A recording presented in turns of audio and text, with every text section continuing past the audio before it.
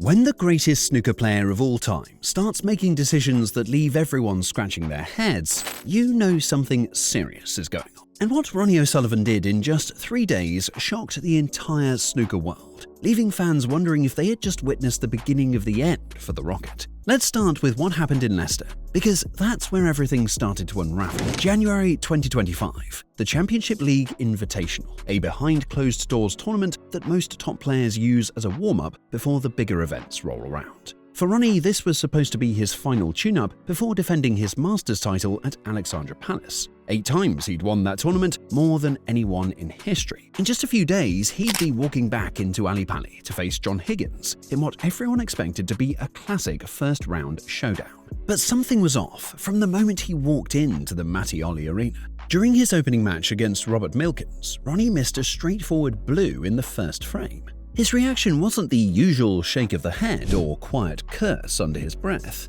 He sprayed his legs out, stuck out his tongue, and looked like someone who genuinely didn't want to be there. The commentators picked up on it straight away, noting how fractious and vulnerable he seemed. As the match went on, things only got worse. Ronnie was playing terribly by his standards, losing frame after frame. By the time he walked off after another defeat, he'd lost 4 out of 5 matches in the group stage. And then came the moment that changed everything. After losing to Milkins, Ronnie O'Sullivan, the man who'd made over 1,200 century breaks in his career, deliberately snapped his snooker cue in half. He snapped it on purpose, in a fit of rage. The commentator summed it up perfectly. He was absolutely furious with nothing but himself, just the way he was playing, with things not going right. He clearly didn't want to be there and made the decision to withdraw. With 1 match still left to play, Ronnie walked out of the tournament, just packed up and left. Now, here's where it gets interesting. This was less than 72 hours before he was supposed to defend his Masters title. Think about that for a second.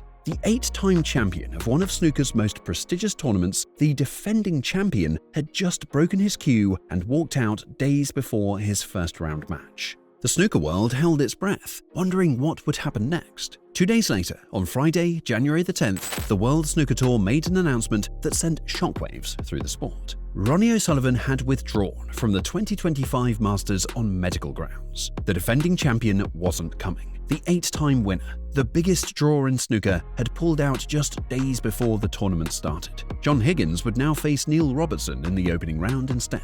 Fans who'd bought tickets specifically to see Ronnie play were left disappointed. When Ronnie finally spoke about what happened, the emotion in his voice was clear. He admitted it was a nightmare decision to pull out, but after snapping his cue, he knew he couldn't play.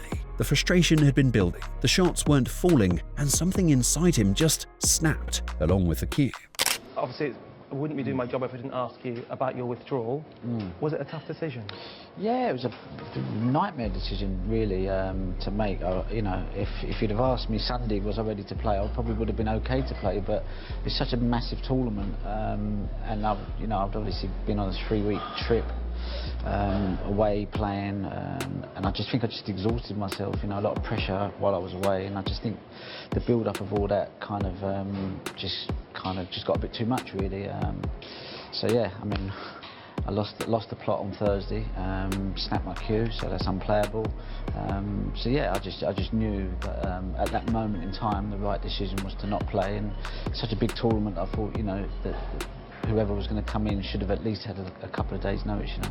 But here's the thing that really got people talking. This wasn't even the most recent withdrawal. Fast forward to September 2025, the British Open in Cheltenham was set to begin, and Ronnie was scheduled to face Sanderson Lamb in the opening round. Hours before the match was supposed to start, another announcement came through. Ronnie O'Sullivan had withdrawn from the British Open due to medical reasons. This was particularly significant because Ronnie hadn't played a competitive match since the Saudi Arabia Masters back in August. The pattern was becoming impossible to ignore. In fact, Ronnie had already told people exactly what his plans were, and it explained a lot about why he was picking and choosing his tournaments so carefully. Ronnie had moved to Dubai. The decision came after his crushing 17-7 semi-final defeat to Zhao Xintong at the 2025 World Championship. Standing in the Crucible interview room after that loss, Ronnie admitted he was heading straight for the biggest crossroads of his life. So, he made a life-changing decision. He relocated to Dubai with his partner Layla Ruas. This was strategic for someone clearly winding down his career.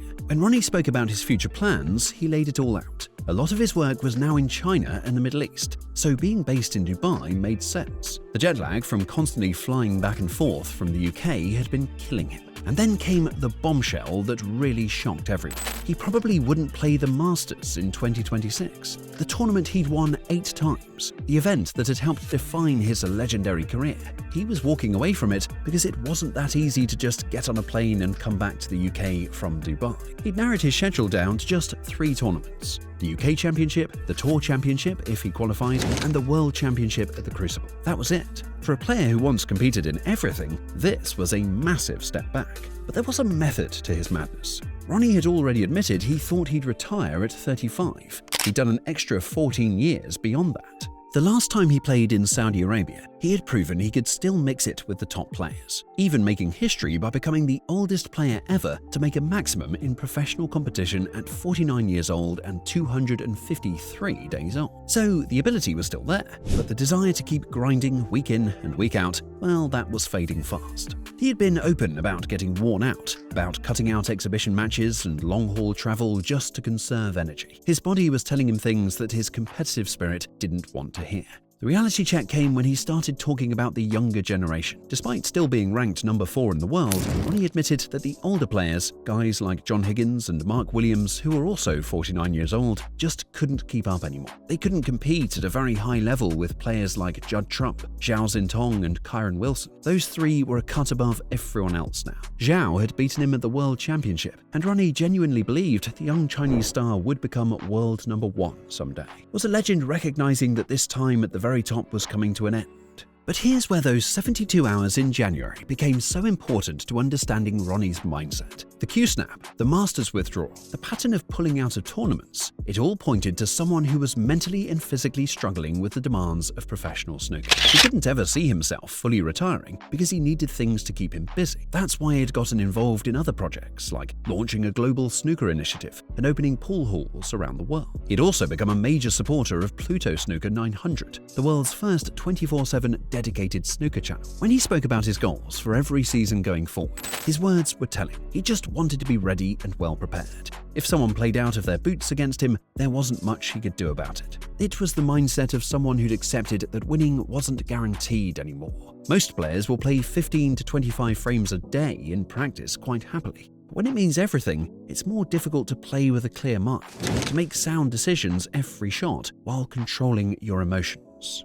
And that's exactly what had failed him in Leicester. The emotional control, the clear mind, all of it had broken down. The Masters withdrawal that followed was about Ronnie recognizing that he wasn't in the right headspace to compete at that level. He'd been unhappy with the conditions at Alexandra Palace during his title-winning run in 2024 anyway. Looking at everything that's happened since, from the British Open withdrawal to his Dubai move to his drastically reduced schedule, those 72 hours might have been the moment when Ronnie truly accepted what his future would look like. The Masters withdrawal looked like a disaster at the time, but maybe it was the wake-up call he needed to fundamentally change how he approached the final chapter of his career.